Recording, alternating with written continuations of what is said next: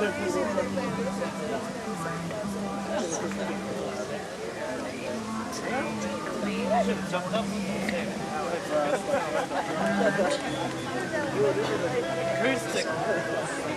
metal.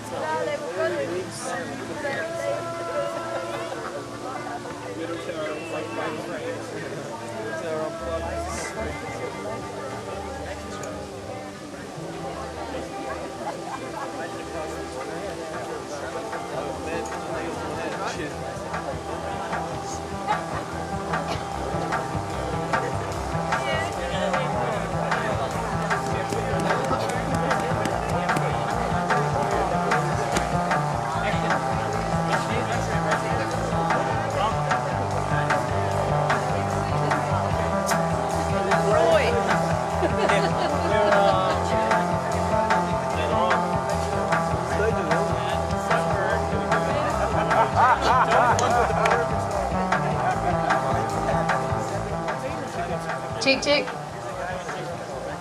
Well, hey everybody from Little Weed. I'm Rosie, and I'd like to just do a drama performance just of a couple of pieces of poetry and a piece of prose. So it's a bit of a change from music. So. The first piece I'd like to perform is called On My First Son by Jonson.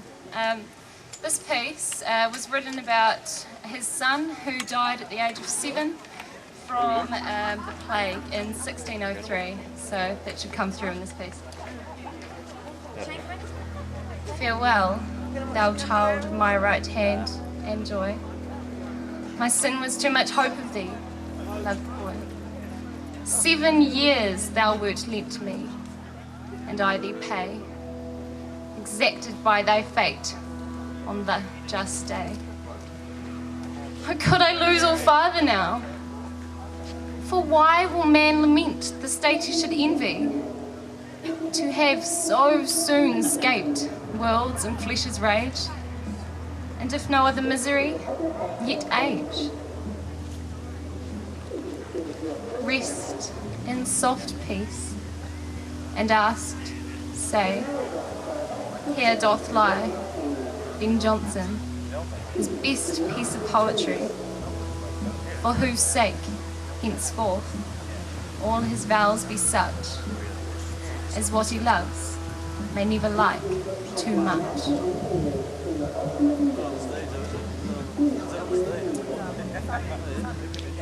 The second piece I'd like to perform is a piece by Silvia plath.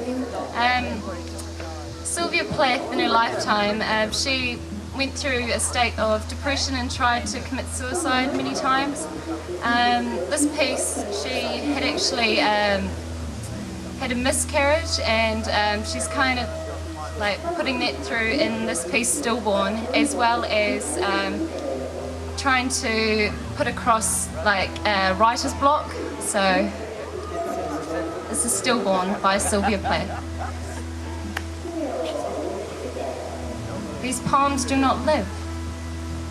It's a sad diagnosis. They grew their toes and fingers well enough.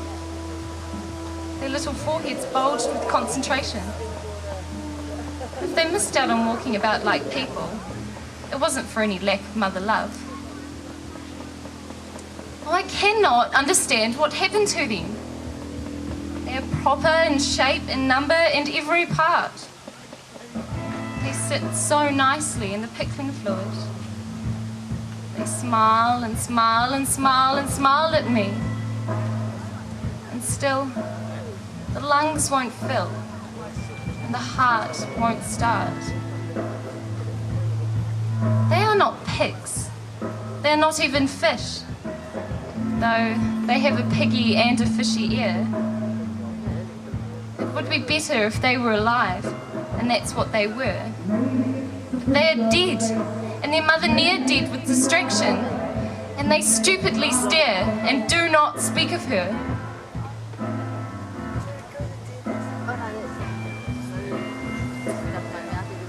I'd like to finish my performance with a piece by Diedre Madden. It's called One by One in the Darkness. This is quite an emotional piece, and it's about a daughter who watches her father get viciously killed. So, One by One in the Darkness by Diedre Madden.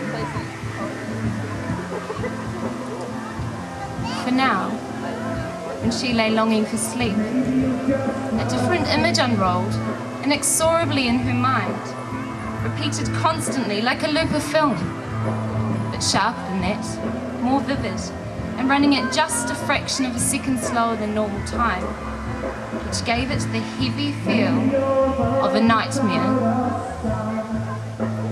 But this was no dream. She saw her father sitting at Lucy's kitchen table, drinking tea out of a blue mug. She could smell the smoke of his cigarette, even smell the familiar tweed of his jacket.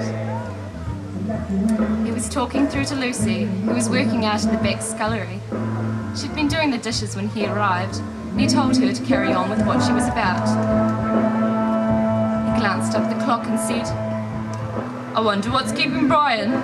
He's not home yet." And Lucy replied, "There's a car pulled up outside now, but it's not Brian's by the sound of it." And as soon as she spoke these words, he heard her scream as two men burst into the back scullery and knocked her to the ground as they pushed past her. And then Helen's father saw them himself as they came into the kitchen. Two men in parkas, the hoods pulled up, Halloween masks on their faces. He saw the guns too, and he knew what they were going to do to him. The sound of a chair scraping back on the tiles. "Ah, no, Christ Jesus, no!"